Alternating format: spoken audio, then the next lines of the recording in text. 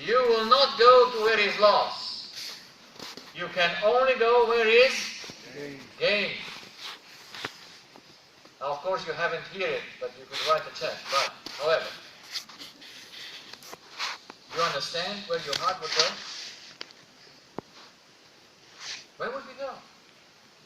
Gain. You would go for receiving. You would not say, oh, I'm so happy I can get rid of this $1,000 act. I still wanted to do that. No. You would say, what can I buy with?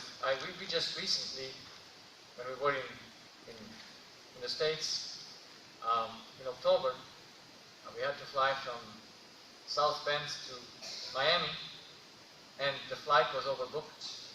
And there were 3 tickets that were overbooked. And somehow they got rid of 2, but the one was still not finding a volunteer. And so they offered $800.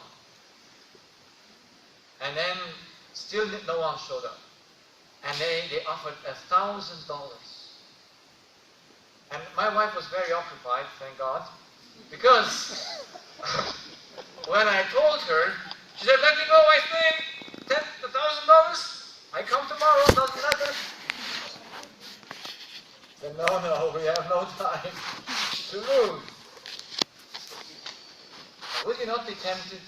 They give you free accommodation, and they give you $1,000 cash. Huh? And you still fly, but you fly a day late. So you see, you cannot get volunteers if you don't get them something. Can you? But $1,000, you know? She said, $1,000. She made all the, I could buy this and this and this. This is worth it, is it? No, it was not worth it for me, so I didn't tell her until we were in the airplane. Or just shortly I just shared with her, I said, look, they were searching for the person, and they gave me $1,000. Oh, where is it? So, you see, receiving is what we are going for. Yes? Receiving is what we're going for. So, if receiving is gain, what is the opposite? What is loss? It is not receiving.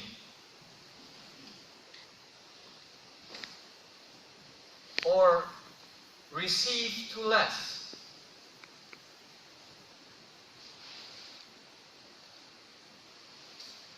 Or something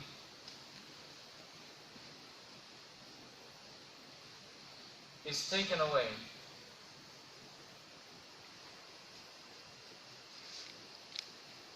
Of course, from me.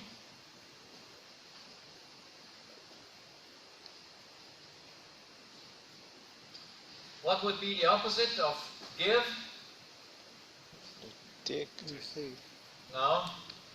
To take. Not you. Not to give.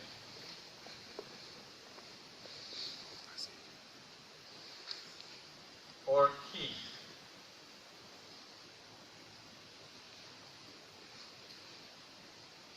So, these are the 2 eyesights. This is the evil eye, and this is the truth, the single eye. This is truth. This is error.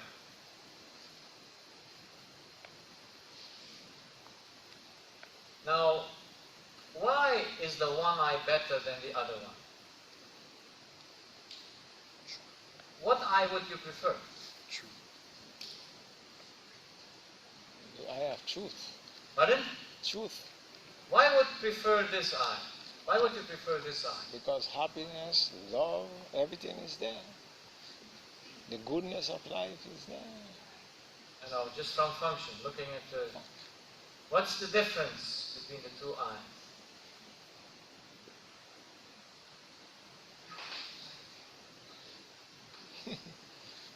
What is the one giving to you and what is the other one taking from you?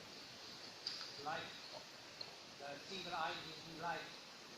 The other eye is in darkness. That's correct, but in what is darkness and light? Because we have to bring it down to a practical term. Oh, that is life and death. What? Yes, but in which lies life and death? But look at these two things. What is the difference between the one eye and the other one eye? Truth you give it. Pardon? The truth you give it. I know this is hard questions, but yes, but what is this eye giving to you, and what is this taking away from you? Oh, this is a very hard question. I cannot put this. Yes. Now, Dr. You receive it. Mark says it correctly. It's taken away from you. The one gives you control over your life, and the other one takes the control away from you. Because whose action are giving and taking? That is the spirit. Whose action? Oh, that is Mine. my spirit. When you receive something, whose action is it? Oh, that is When you do not receive, whose action is it? You see why you get sick?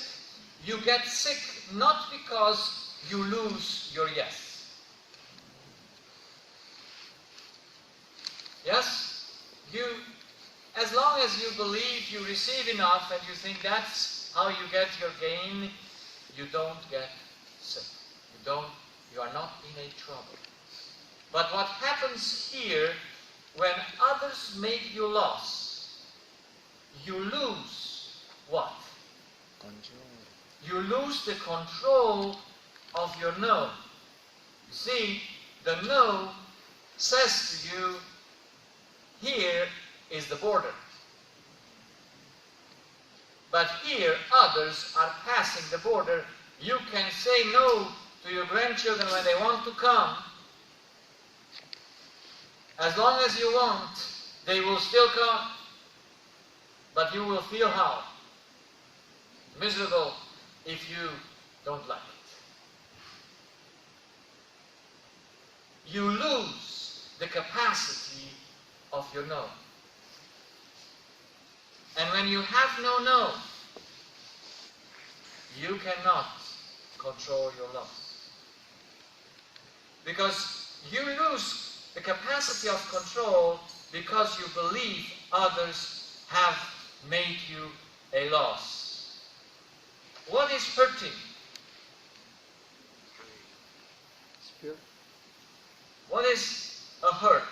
A loss or a gain? I lost. A loss. Who hurted you? Someone else. Someone else. Could you avoid it? Yes.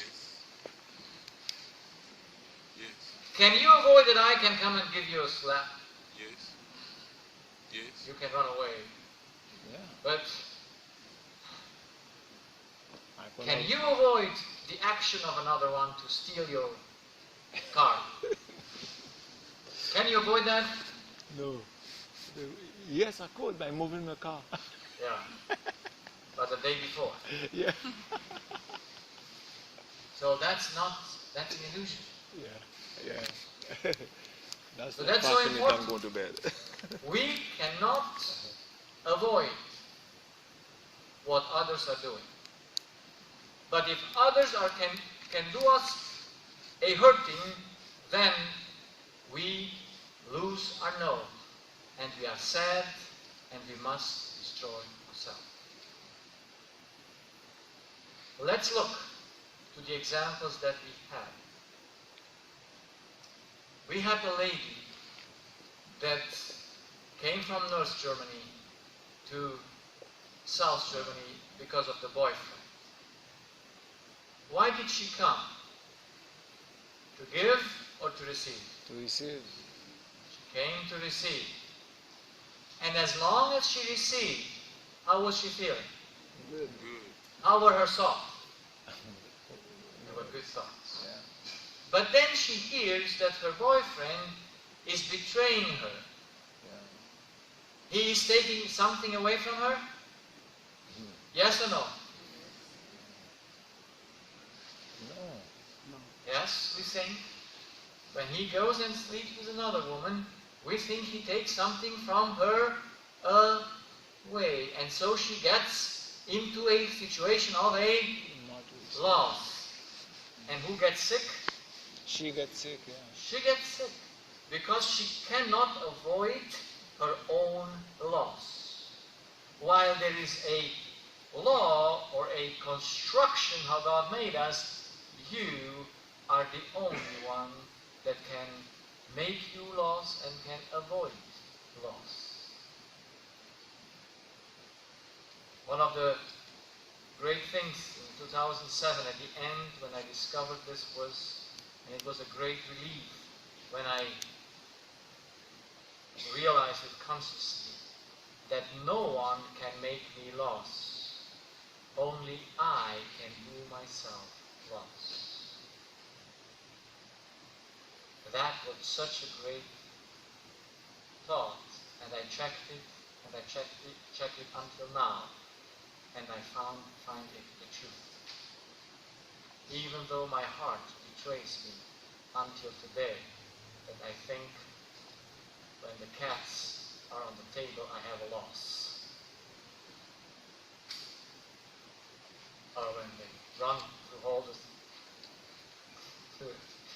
the house and I cannot control them.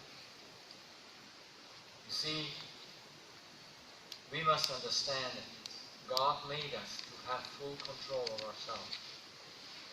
The lie takes away the control. And when others are doing something wrong, you want to avoid that because you have no choice, you have to avoid it. But can you do it? No. And then you get down and you hurt your own body and your own nervous system. Because you want to control then whom? Whom?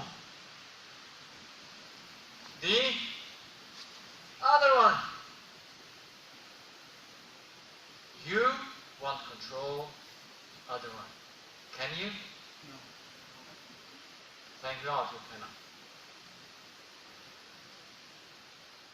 No one can control another person.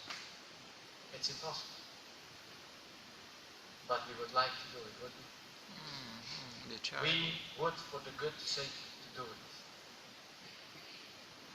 I had recently a conversation with one of my colleagues. She is a young lady, 30 years old. I think about 30 years old. And she got married with another doctor. They were in a university together, and they got married. They have a child, and I don't know, a year or two ago, her husband left her. And just a few weeks ago, I think, she called me and said, I cannot stop weeping. And she told me, she said, the worst thing that could happen happened. I pray to God it should never happen. That I should meet my husband and his other girlfriend in the shop. She was out in the city in a shop, shopping groceries, and there she met him and his new girlfriend. And he just presented her very, this is my ex-wife. And that was it, and then they separated, they departed. And she said, that made me to feel myself so humble, so humiliated. I cannot bear it. I cannot stop weeping. It's such a pain. And now she knows my understanding of the human being, but she still, you know it and I know it. I mean, when you know something, it's not that you already can do something. So that she was weeping and she was feeling humbled. Was it believing a lie or a truth?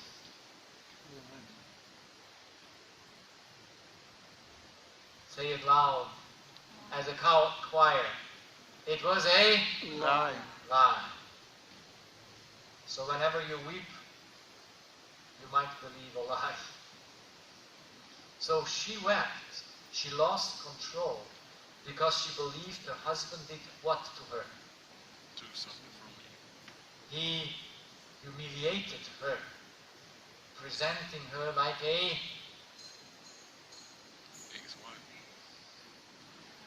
ex-wife. You like it? They got divorced this year. And he did not allow her to keep her name. I mean, to keep his name. Because you take his name when you marry, and when you divorce, he takes his name away from you. And he said, now I have not the same name like my daughter had. Truth or deception? Should I be unhappy for that? Should I? I should not, but I am. I am. Because I think that's another punishment. Yes? He is so bad to me. And then the question is, what have I done unto him? And now talking to her, I wanted to help her to realize the deception. It's not easy when you are in such a situation to see the deception. But if you see it, at least when I am in troubles and I realize where I deceive myself, immediately I get over it. Because that's it. I deceive myself. I'm in self-pity. You realize it, and you can, because you go out of that. You don't want to deceive yourself. You don't want to destroy yourself. So I put her a question. And I asked her, I said, how much did you give to your husband? What was the answer? See, all. Everything. You like that? I like that. You know why? Selfish nature has something at the beginning. We will see that tomorrow because we don't have the time tonight. It might be too much for you and for our spirit to grasp. Selfish nature gives first. But it gives to Receive. receive. Or to take. So I said to her, how much did you give to him? And she said, everything. And I believe it because I have spoken to so many females. When a female loves, how much does she give? Everything. I cannot say that from a man. But a woman just gives everything. When she's in love, she gives back. And so I believe it. So I said, okay, and what do we give? She was young when she got married. She gave her virginity. She gave her Last name. body. She gave her service. Women like to serve. They're all around serving, are they? She gave everything. Was it wrong to give? No. Was she sick when she gave? No. No, that's fine. Giving is gain. But why was she now sad that she gave so much? Because she wasn't receiving. Right? No more receiving. The question is just, and here is the deception. I asked her, how much did you give from yourself?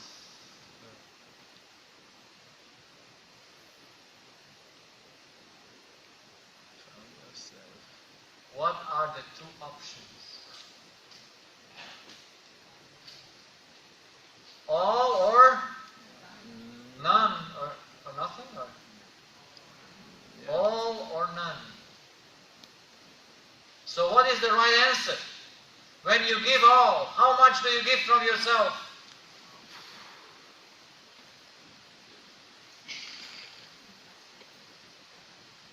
When you give all. When you give all, Yeah. how much do you give from yourself? Not. You give from yourself. I know that you are now in Amen. trouble Definitely, yeah. Let me see that. because you would like to say all, but you Yeah. think it might be wrong. Yeah. You should give all that we have. What is the truth? Nothing. I gave none or nothing from me. And I said, then you're free. How much you invested from yourself in that gentleman that throw all away? How much? Nothing. How much to mourn over? If everything you gave was not yours, there is no need for any mourning. There is no need for any humbling or thinking that something is wrong. But you see, she believes deep in her heart, or she's convinced in her heart, that she gave something from herself. Whose body is it? God. Whose power do you use when you serve? Oh, it's beautiful. We are ready for heaven. You will never get upset if everything you do out of God to give. Yeah. Yeah. Can't get upset. But the problem is, you don't do it. At least in the moment you get into negative, you will see that you are deceived by your own heart. Because here, my wrong idea about me, my error says, I have. And I think I'm the possessor of my body, and that is selfishness.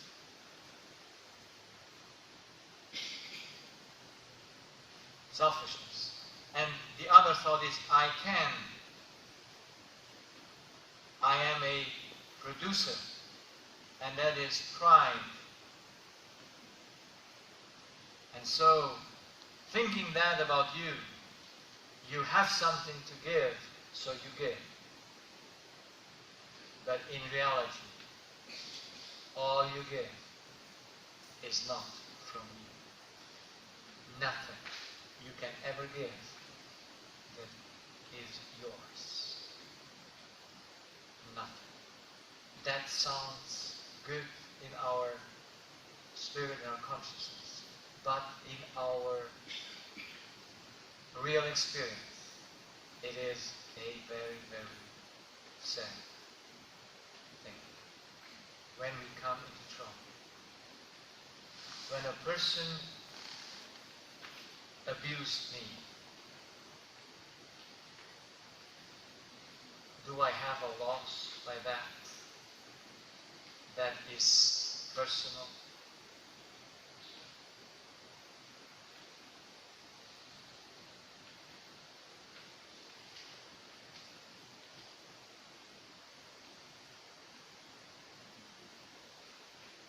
Maybe we think about this till tomorrow. Whatever a person says to us, he accuses us. He blames us in front of others.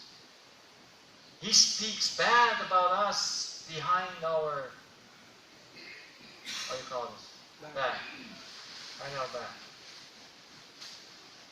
Do you have a loss by that? No. Can anyone hurt you? Only if you have and can something, you can be hurt. If you possess anything, then it can be taken away from you. But if you do not possess it, it cannot be taken away from you. Because all you have is not yours. And we'll go into this more tomorrow night, because we'll have to dig deep into this error so that we might understand it when we are in trouble. Because in trouble we see where the heart is deceived. Before we can say, oh, I stand. You see, Peter, what did Peter think? Whose life was for him more precious? Christ's life or his life? Yes? And he was put into, awareness, Peter, you will deny me tomorrow. And Peter said what? No. Oh no, Lord. So never me. I die for you. I give my life for you. I'm ready to die. Now, did Peter know his heart? No. No idea. But when that little lady came and asked me, said, oh, looks like you are also a disciple of him. What came out of Peter? The evil or the good eye? Evil. The evil eye wanted to preserve what? His own life? If he would have known his life is not his own, what would he have done? Give it and stay faithful to his master. See, Peter loved his life more than Christ's life. And he wanted to keep his life. And whoever wants to keep his life, what happened? Lose it. He will lose it. And everyone who gives his life for the gospel's sake will Find it. gain it.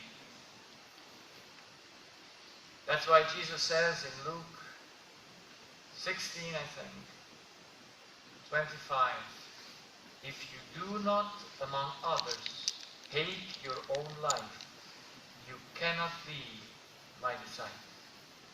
But he says there also, if you don't hate your mother and your father and your brother, your sister, you cannot be my disciple.